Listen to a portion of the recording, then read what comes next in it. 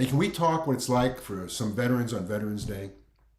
First, these men and women chose to join the military, not for money or fame, but for honor, duty, and the sacrifice of serving us to preserve our freedoms and our way of life. You see, they did it because they love giving to their country and not because they wanted to receive any attention for doing it.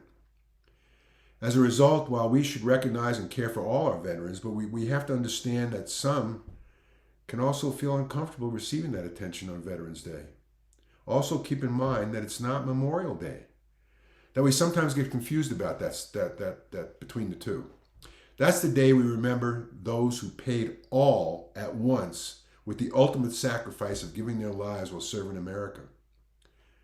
But let's not forget, others pay over a lifetime, and their Veterans Day can bring not only lost opportunity, but a lot of memories veterans may not want to remember.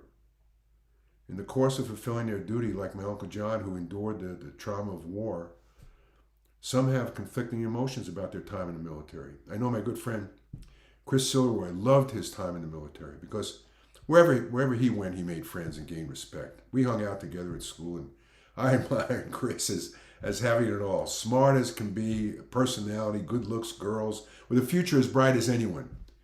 And we probably had too much fun. But law school was his main long-term goal, finance mine. And we would combine the two, sponsoring college parties. But what a great lawyer he would have been. He entered the Navy, same time I entered the Army. He became a commander of a riverboat and was on duty when he got shot in the head with no chance, unless you knew Chris. He survived the tragedy that no one else could. And while he didn't fulfill his dreams, he added to others' lives. He had great friends from the Navy who saved his life and kept in touch. And while he never made it into law school, he continued to learn the values of time in life and would teach me patience and efficiency, which had to translate over to his sister, who dedicated her life to her brother, made from the same cloth. And his memories were of the good times. When he was in bed at the care facility, I would love to visit to reminisce and not stop laughing. Someone I would go to feel sorry for my friend and myself, and he would bring me joy. Chris paid a price, but loved Veterans Day and the flag and all they stood for. My Uncle John was also in the Navy, but during World War II. And as a kid, my father would tell me how proud he was of his brother who fought in the Pacific.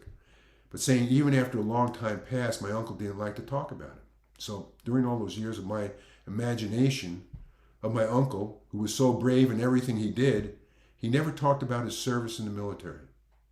But when I got older, my uncle had saved some mementos from his service, gave me his knife with the hand-carved initials in his leather holster, and some water gear and hats and gloves and other Navy clothes that was stored at all that time in my grandma's house. So without words, my imagination was piqued again. And he was always my hero. And then added to those military experiences, he was also a New York City policeman with my father. And I would love to sit and listen to them talk about their adventures, which today would be like listening to Superman and Batman talking about fighting against the bad guys. And during those years, I also remembered how my father would brag about my uncle as we would listen to Victory at Sea TV show, remember that? During our Sunday dinner, about the history of the war that his brother fought in. As he would always point to the TV and mention, that's where your uncle was. And of course, there was the great music accompanying the battles that they had. But when I would ask my uncle about it, he would just brush it aside, kind of fitting in with his nature of not bragging about his accomplishments in life.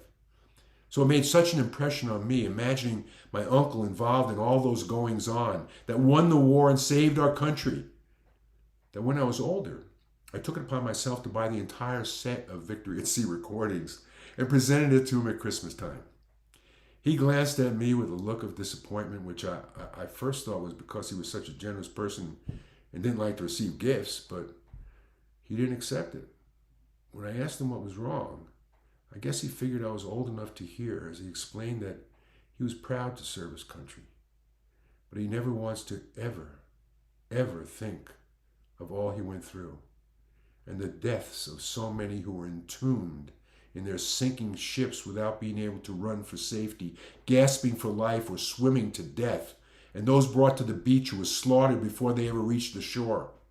I could see he was dying inside, remembering even after all those years. Well, for so many it was a waste of life. He thought it was their effort that gave us our lives.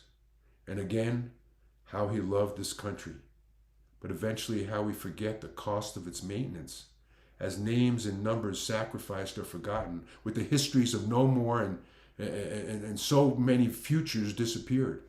And while he was able to continue his service as a policeman, so many with that equal capability were no more, adding the guilt of survival to save a country who should show its gratitude by providing a future and values that veterans can be proud that they saved and served. So there he was teaching me a lesson that the honor and duty of service to your country could very well change your life forever. And in war you will realize that even those who survive will continue dying with their memories. My Uncle John, who kept busy every minute so as not to dwell on his thoughts, died from a medical accident around the same time my buddy Chris died, unexpectedly in his sleep, smiling. Two different veterans with two different wars as two different lives who I depended on to teach me how they cope with life through different memories. And every one of those veterans who we crossed paths with are people of consequence. Those we served with who died should always be remembered and cherished. And those who continue to live among us need to be shown our gratitude by us sharing whatever we can so they never feel forgotten or have needs. And to make sure we live the life of freedoms and values so that they so proudly fought for us to have. Just saying.